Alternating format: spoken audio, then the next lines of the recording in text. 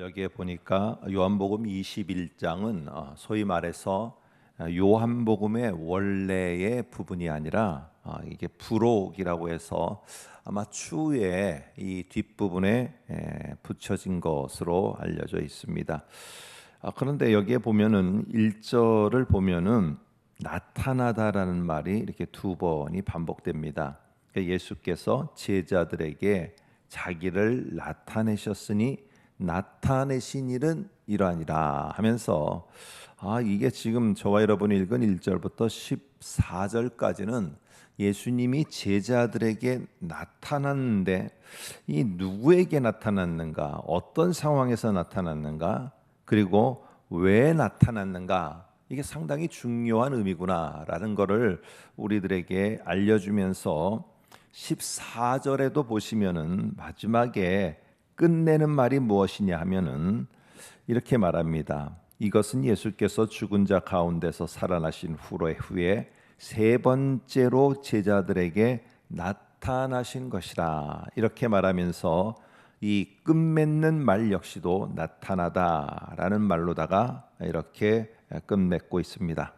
지금 예수님께서 어떤 누구에게 왜 나타났는가, 이것에 대해서 상당히 중요한 의미를 갖고 오늘 1절부터 14절까지를 쓰고 있는 것을 알 수 있습니다. 여기에 보면은 이 제자들은 이 베드로를 시점으로 해서 고기 잡는 생활로다가 돌아가게 되었음을 여기에서 말하고 있습니다. 사실은 그 전까지는 예수님을 따라다닐 때는 우리가 생각할 때 제자들은 그저 예수님을 따라가면은 굶주리고 뭐 먹을 것이 없고 이럴 것 같지만은 사실 그렇지는 않았던 것 같습니다. 예수님이 함께 계셨을 때, 공생의 사역을 하고 있었을 때 여인들의 공개로 말미암아, 여인들이 이렇게 베풀어주고 또 협력하는 일로 말미암아 가룟 유다가 재정을 맡아서 이 모든 제자 공동체를 함께 꾸려갔을 정도로 사실 재정이 이렇게 유난하게 돌아갔던 이런 모습이었습니다. 그러나 예수님이 떠나가게 되자 이제는 제자들은 자신들의 현실적인 문제가 맞닥뜨리게 되는 겁니다. 쉽게 말하면 먹고 사는 문제인 것입니다. 그러다 보니까 그들이 감당해야 될 것, 주님께서 그들을 부르시면서 그들에게 요청했던 사람을 낚는 어부로서의 그들의 사명은, 그들이 해야 될 일들은 이 현실의 문제 속에서 사라지고 말았습니다.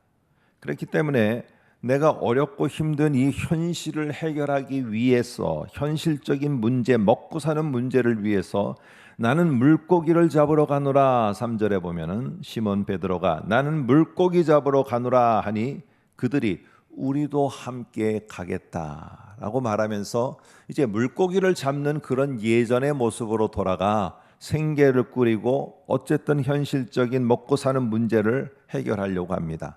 그런데 이렇게 내가 뜻하는 대로 이제 내가 먹고 사는 곳으로 돌아가야 되는구나, 사람을 낚는 어부, 내게 주어진 주를 위한 일, 이런 거는 예수님이 죽은 다음에 다 떠나간 일입니다. 다 물거품이 된 일입니다. 그러나 막상 내가 그렇게 원하는 일을 하려고 달려들어도 그렇게 쉽게 되는 것은 아닙니다. 3절 끝에 보니까 그날 밤에 아무것도 잡지 못했다라고 말합니다. 이 밤이라는 것은 이 어부들에게 있어서 사실은 물고기 잡기에 가장 최적의 시간입니다.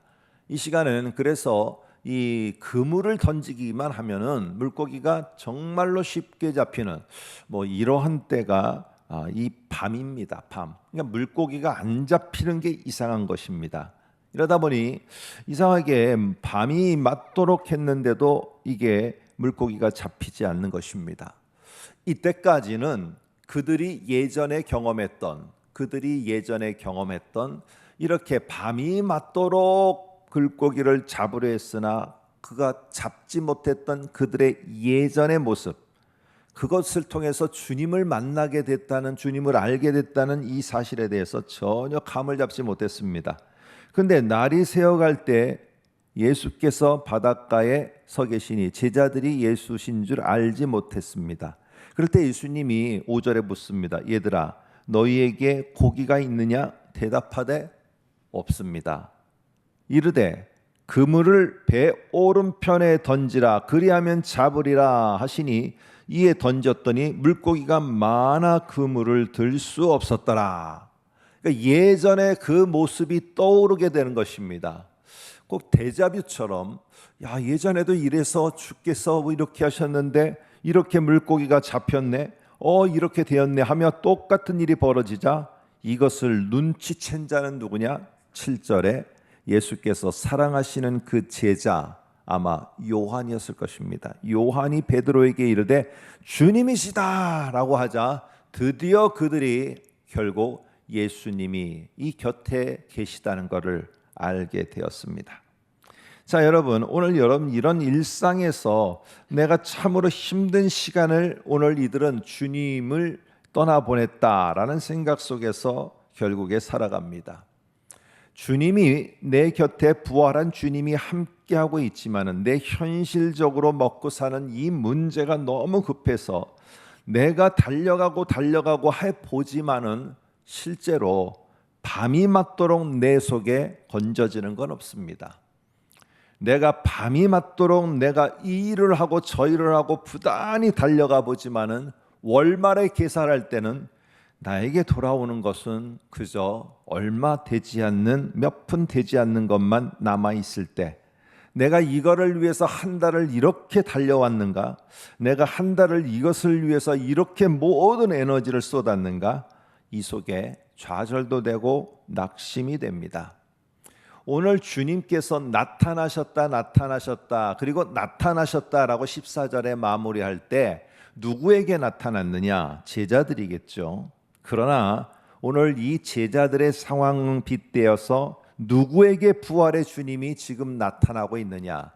내가 한 달을 힘써서 머리를 쓰고 육체를 돌려서 내가 달려가 보지만은 나에게 생각한 것보다 아무것도 돌아오지 않으며 내가 기대한 것만큼 내가 얻지를 못했을 때, 내가 원하는 만큼 나의 사람들이 함께 해주지 못할 때, 내가 원하는 만큼 내 일터가 움직여가지 못할 때, 막 솟아오르는, 어찌 보면 분노와 솟아오르는 실망과 좌절과 절망이 내게 막 달려옵니다. 사실은 우리가 시작할 때 생각한 것처럼 모든 것들이 다 뜻대로 진행되어진다면 얼마나 좋겠습니까? 그때는 오늘 요한이 말한 것처럼 주님이시다라는 이러한 외침이, 이 모든 것이 뜻대로 되는 그 상황에서는 주님이시다라는 외침은 없습니다. 모든 베테랑의 사람들이, 이 물고기 잡는 베테랑의 사람들이 오늘 이 밤에 좋은 시간에 가장 적합한 때 했는데도 한 마리도 잡지 못했다는 이 사실 속에 실망과 좌절과 절망이 찾아올 때 주님이시다, 주님이 보이는 겁니다. 이럴 때 이 주님은, 부활한 주님 앞에서 이들은 얼마나 떨렸겠습니까? 그들은 그 예수님을 배신하고 배반하고 부인하고 떠나가 버렸습니다. 그랬을 때 예수님께서 딱 부활하셨을 때 그 제자들을 다시 만났을 때 여러분들 어땠겠어요? 2단 옆차기로 다 한 대씩 다 뚫겨 패면서 니네가, 내가 말했지, 니네가 나를 부인한다고 했지, 그런데 그걸 갖다가 기억하지 못하고 기어이 나를 떠나가?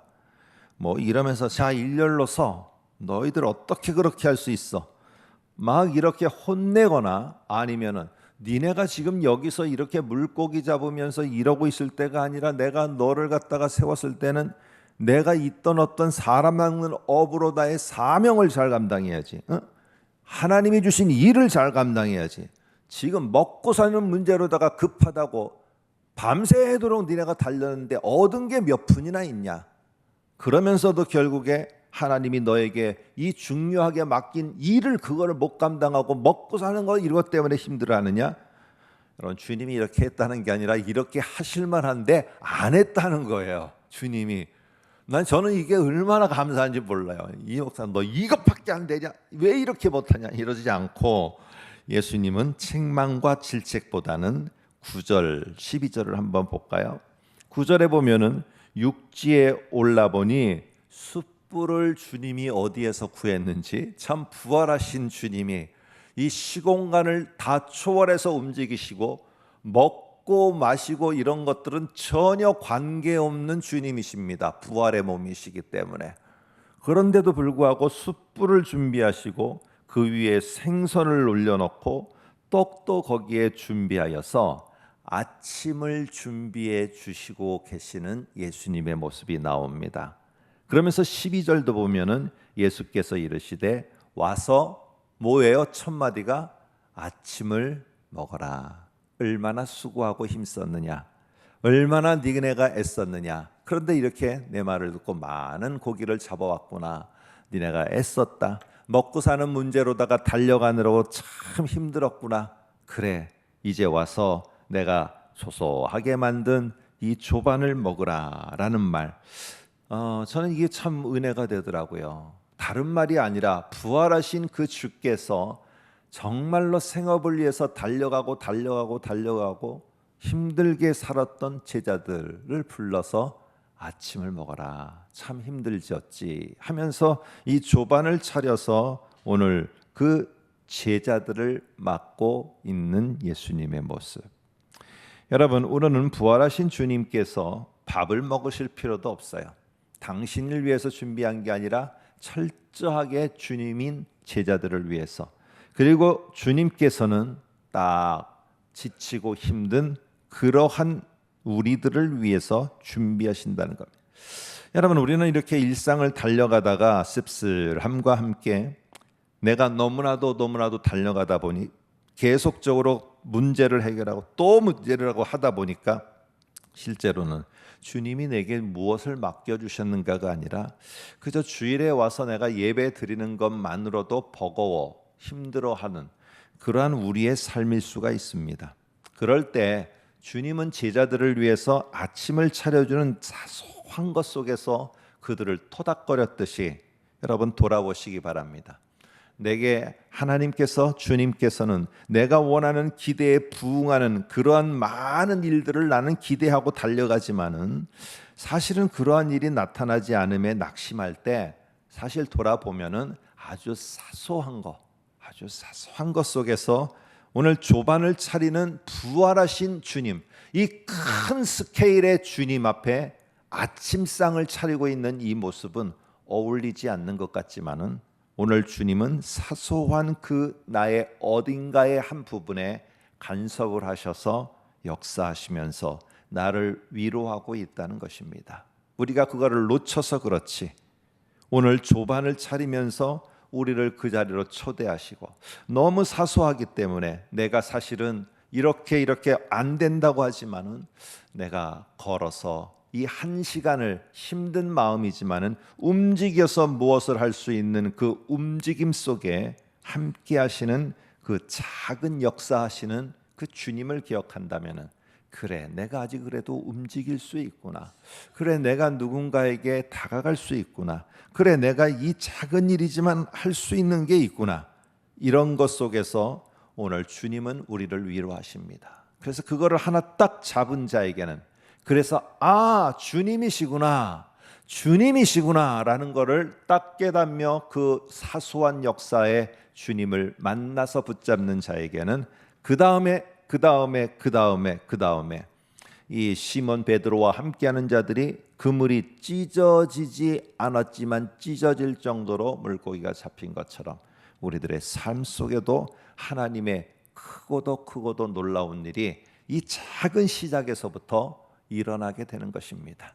아무쪼록 한 달을 살면서 큰 기대와 큰 포부 속에서 되어지지 않음에 낙심하지 마시고 작은 것 하나가 해결되어지는 것, 작은 것 하나 속에 역사하시는 그 주님을 붙잡고 이번 한 달도 하나님께서 행하시는 큰 일을 기대하며 사는 저와 여러분 되시기를 소망합니다.